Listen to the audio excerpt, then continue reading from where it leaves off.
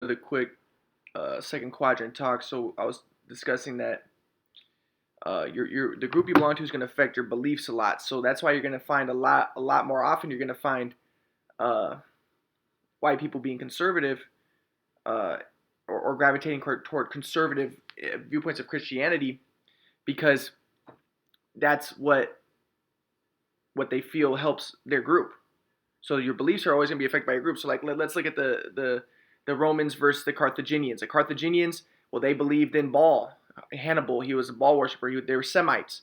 The Romans, they believed in Jupiter and different gods. So they could use that to justify, oh, our gods are better than your gods. Let's fight. But genetic Darwinian idea would be no, it's just different genetic groups vying for power, and then different genetic groups adopt different belief systems to justify what they do in their genetic Darwinian pursuits. That's one interpretation. But then another interpretation is just that also these people were yeah, they're vying for power and stuff, and this is ancient times. That was a dog eat dog world. It was a people didn't have education. It wasn't a globalist society. It was a very parochial society. People only lived within their villages. They didn't have the deep education that we have now. They didn't have the type of levels of awareness that people can have now with the internet, the levels of communication, the levels of connection, where people don't have to be slaves. Yeah, maybe genetic Darwinism is an aspect of existence, but people don't have to be slaves to it. People can upgrade their consciousness towards levels that aren't about predatory, dominating and harming and victimizing other people. Especially what often happens is the marginalized people, the people who are easy to take advantage of. Um, so one example I want to say though too is like you'll find like a lot of Trump supporters. They'll point on their walls and stuff like, "Oh, Orange Man bad," and what they're trying to do is they have fragile egos, and a lot of them so they're trying to they belong. They want to belong to like most of them are white, right? So they want to belong to the white race, and so their beliefs are going to be about that. So the belief system that they're going to adopt is if someone has a fragile ego, the way that you can sustain and maintain and strengthen your ego is by having an enemy, somebody that is against you, that can solidify your feeling of being persecuted, so that can solidify your ego identity. So some of these white people are going to say, "Oh, Orange Man bad. Oh, yeah, they're actually the racist ones. We're actually just defending ourselves. If we wouldn't be so conservative and mean it if it wasn't for the liberals who hate white people and who are trying to harm us, and that's why we're doing this."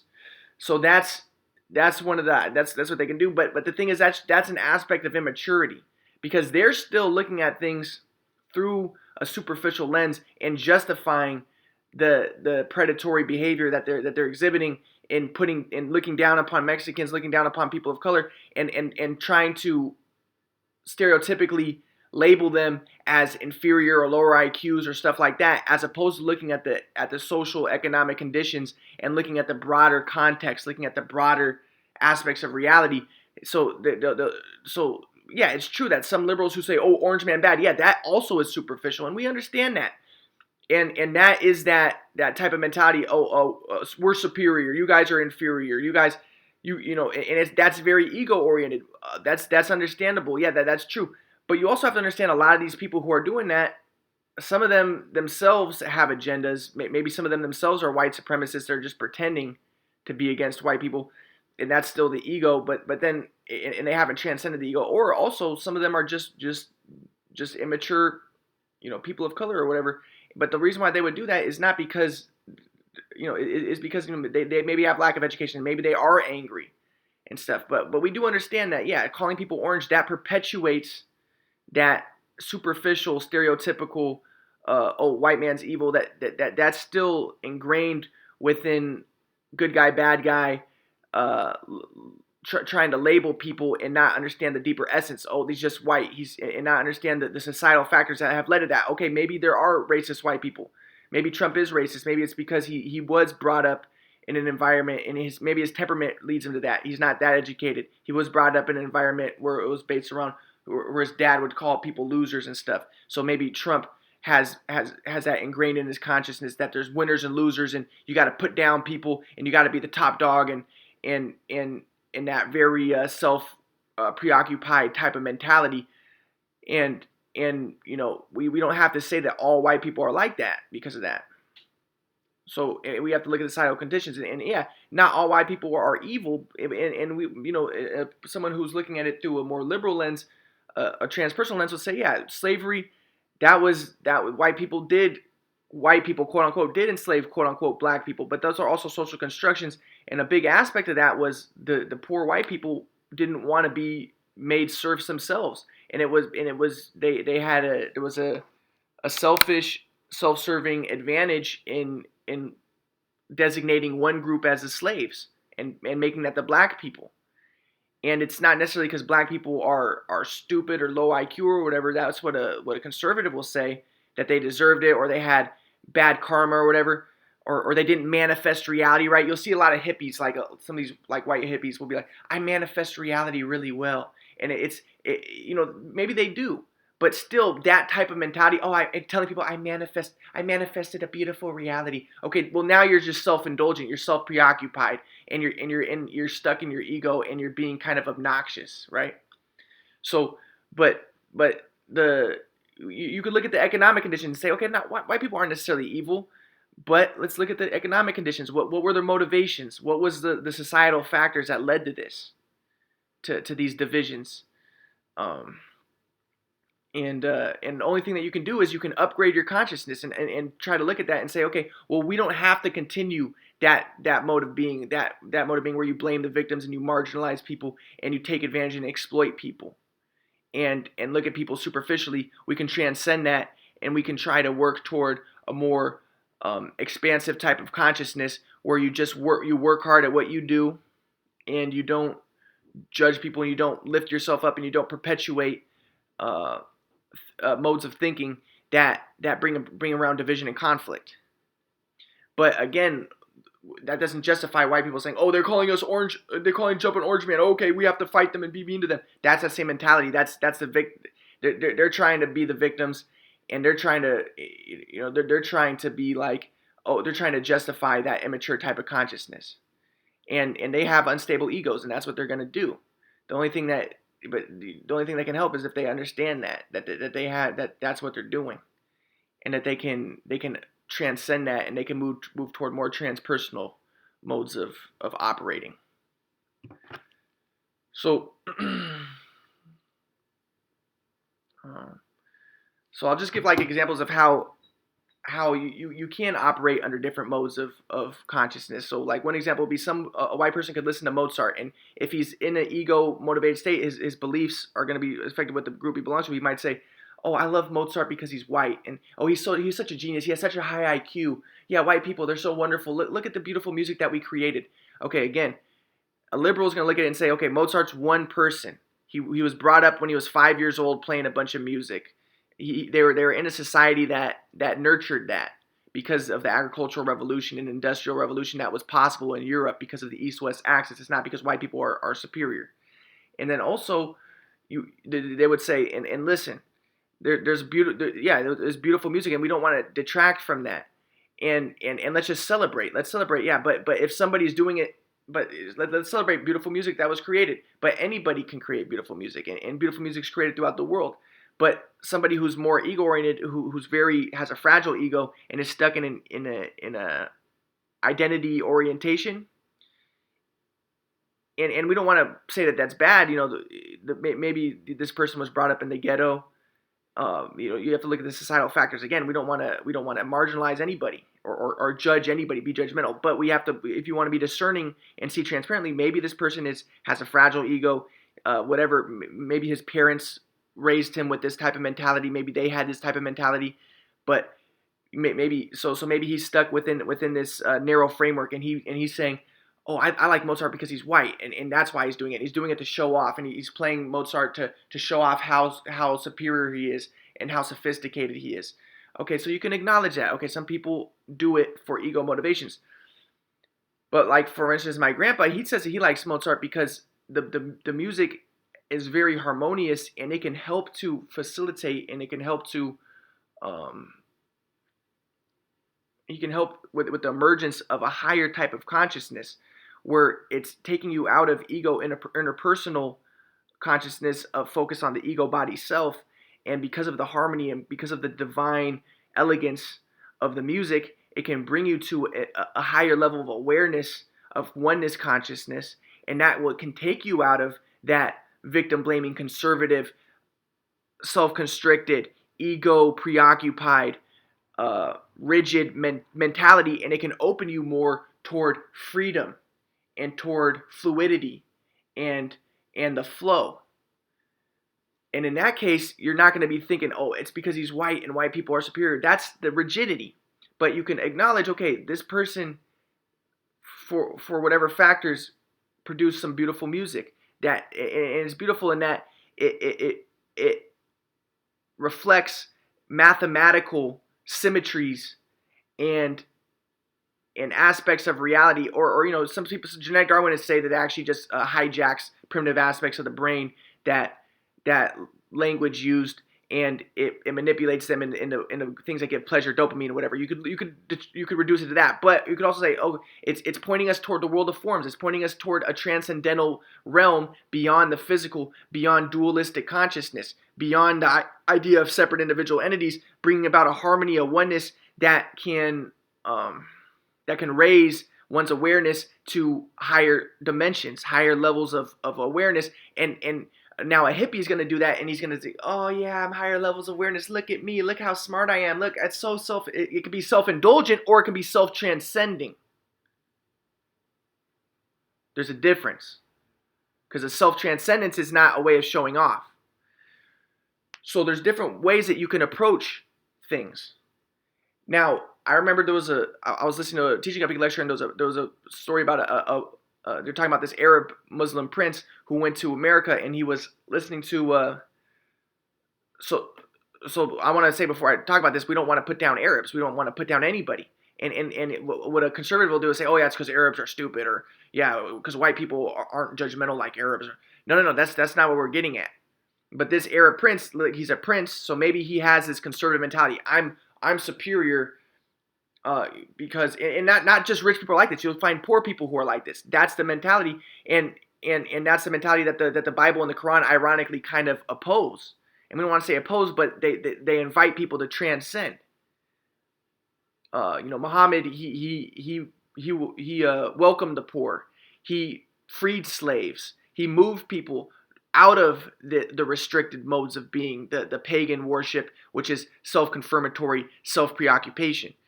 But this Arab prince, maybe he had this sense of superior. Oh, I'm superior. I manifested my reality. I'm the top dog. I'm the man. These peasants. So he went to America, and he listened to some black jazz players and blues players. And why is it that and the black jazz players they're playing very sentimental music, very emotional music, right? And somebody can look down upon that, and they can say, oh yeah, black people, they're very, very sentimentalist and very sensationalist, very, very into the sensations, into the ego body, and that's primitive type of music. But the white music, the like Mozart, that's the good stuff, because they're white and they're superior. That could be that type of mentality, and that could be conservative mentality, and that's kind of the mentality that the Arab prince said. And he said, yeah, the black people, they have the like the primitive music, and they try to bring people into sexuality. So he had this conservative mindset where you get rid of the sexuality and stuff, and that can be utilized by the group in power. This idea of rigidity and enforcing morality in order to maintain structure. But like I said, in the Bible, it's not a rigid text. King David is dancing, and he's dancing kind of naked, and one of his wives looks down upon him. And she says, oh, you should be better than that. You're the king, you should be more moral. But then she ends up becoming barren because of that. Because David was in the flow. And the thing is, when conservatism and conformity is not the flow. But also, yeah, it's true. Also being nonconformist is not necessarily the flow either. But at least it is moving beyond conformity in an attempt to break free of conformity, which isn't the flow. So this sensationalist music that the black people were playing, the Arab, the Muslim, he can judge it, and he could say, yeah, the black people are inferior and they have inferior type of music. Or he could also look at it, the societal factors. These black people, they came up out of the ghetto, And this is beautiful that they're expressing themselves, that they're creating something out of that they grew up out of. They just came out of slavery, yet they're still manifesting this music, and the emotional aspects of this music, and maybe the central aspects, it's coming from deep within, and it's representing their pain and their desire to break free of the subjugation, and also there's the idea too that people's music is going to also reflect what group they belong to. So you'll see like rap music, people say, oh, the rap music is bad, it's very ego oriented and stuff, but look at why though. Black people, you have to look at the societal context and stuff, and you have to say, yes, black people came from tribes in Africa, and they were exploited. They didn't have the same cultural capital and stuff as people in Asia or Europe or other places where they had the agricultural places. And the reason why is because in Africa you can't create agriculture. So this is the liberal perspective. So you look at it this way and you say, okay, and then when black people are in America, there's not they're being exploited.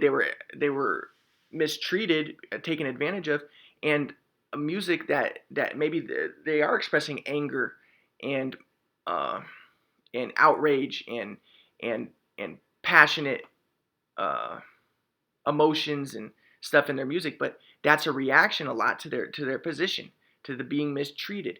And what's the problem is the judgmental conservative mentality of, okay, let's okay, now, oh, black people are inferior. Not every black person's making that music, but oh, black people are inferior, this justifies me, they have lower IQs, this justifies mistreatment and maintaining division. And that's that primitive, that's that consolidated, restricted type of consciousness. That's that conservative consciousness that isn't the flow. But you look at the societal factors and you say, okay, that's why they're creating it. And actually, it's beautiful that they're trying to create that they're making harmonious music, even if it has subversive aspects to it, subverting society. That's understandable because they're in a society that degrades them and disparages them. And the fact that it might be emotionless, and emotionless music might bring people into their ego bodies, and that might perpetuate ego orientation, which involves victim blaming and mistreating of people. But don't use that as a justification for saying, oh, they're making bad music. Okay, so now we can treat them bad. That's that ego orientation that you're trying to transcend. If you don't like the music, if that music is bringing you into a state of consciousness that is more restrictive, then you don't have to listen to it. And if anything, for some people that music can be good because it could possibly help someone who's very rigid and in a conformity framework, who's very stuck in the ego and not in the flow. Maybe that music can help break them free of that rigidity. But it all depends on the situation. But my point is, people are going to adopt belief systems that they think are beneficial for their group. So, like for the Arab prince, he's more for the status quo because he's a prince, perhaps. Not all princes are going to be like this, though. So we don't want to judge every prince. There might be a prince who who had great education and who has a very transcendent,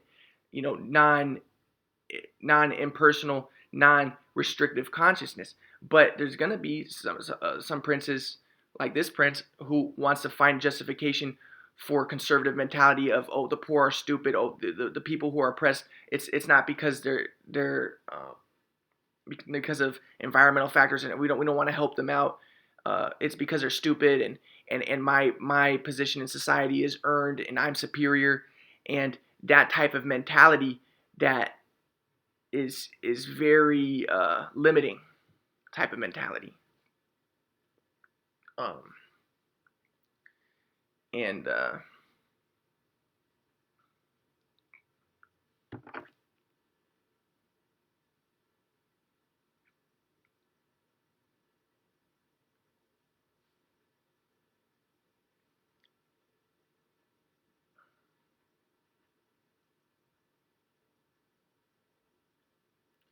you'll see that mentality a lot among very religious people. So, for instance, I saw like Orthodox Jews. They tend to be extremely religious, and you'll see like sometimes I remember I went to a party and there was an Orthodox Jew wearing blackface, right? And it's because Orthodox, just fundamentalist religious people in general, they have a restricted consciousness, and a part of the reason why they adopt rigid belief system is so that they can justify division, and a lot of them, it doesn't mean that the Bible is racist. The Bible isn't racist. The Bible points to transpersonal type of consciousness, transcending. This is a liberal perspective, transcending ego, preoccupation, motivations, and the abusive type of mentality. But somebody with a restrictive consciousness, a fragile ego, is going to want to interpret the Bible through their framework. And if the Orthodox, who a lot of them are white, they are going to want to justify division and say, okay, it's because black people are stupid, or they're descendants of Ham, and they're not going to look at the societal factors, and they're not going to look at stuff like that. And they're not. And the thing is, even if a black person, like I said, rap music or types of or music that's sensationalist or and stuff like that, you have to understand that's not necessarily bad. Mozart isn't necessarily superior. I mean, Mozart is good stuff, but certain, the white music isn't necessarily superior. It depends on what your consciousness is. You can take in the rap music and you can use it to, like me, I listen to rap music and I get new rhymes and stuff. And I don't have to use it, but somebody can listen to it and say, oh, and allow it to justify their stereotypes. Oh yeah, blacks are like this or blacks are like that, and not look at the societal factors. And even if it is violent or whatever, that can also help break someone out of their rigidity if they're stuck in an ego orientation consciousness. And perhaps classical music could not be beneficial for some people if they're using it in order for self-indulgence, to show how sophisticated they are, and think about how the white people music is so much better, that conservative type of mentality, as opposed to a mentality that is transcending the self, transcending the ego, where you're just working your best at what you do and not trying to put other people down, and not acting like Donald Trump and justifying mistreatment of people and victim blaming. And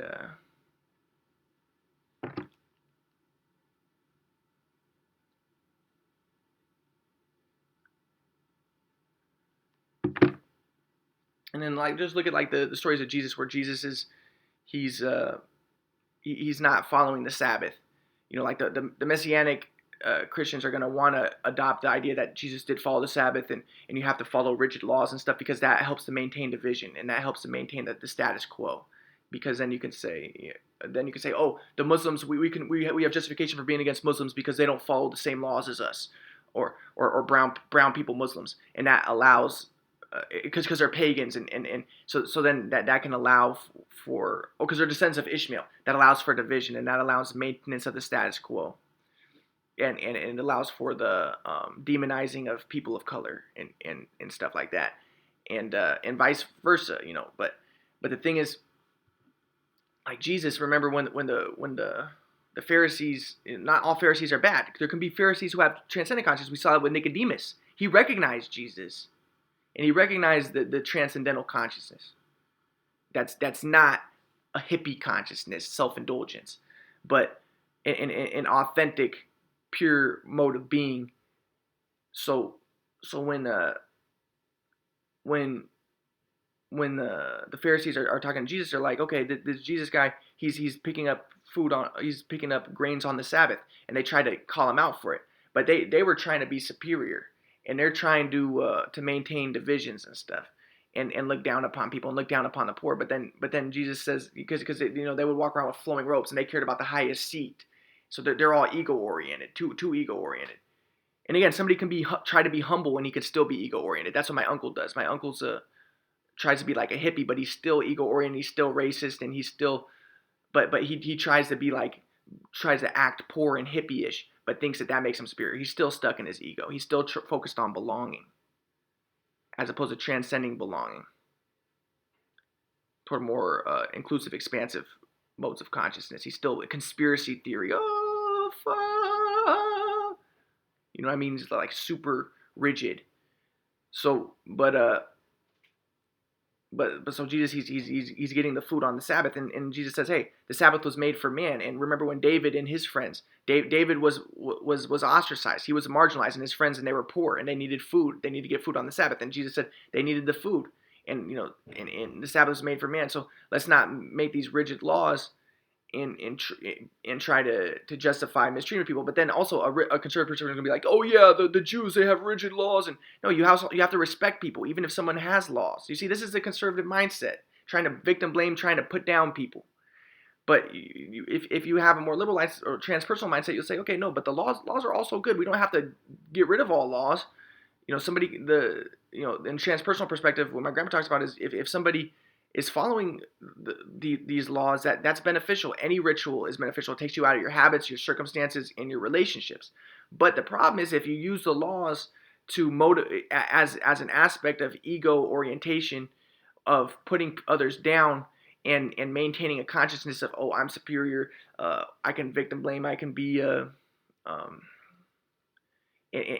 when it becomes self-indulgent, as opposed to using the laws and saying, okay, well, the Sabbath represents the flow. It's a time when you don't work, and not working, that is like when you're playing basketball and things are automatic after you practice a lot. 6 days of practice, and then the seventh day you rest. That's the flow. And we can follow this ritual as a means of this of pointing us, as a myth, as a ritual, pointing us to this higher truth of reality, as opposed to allowing it as a self-confirmatory, self-preoccupatory methodology. That's all I want to talk about right now.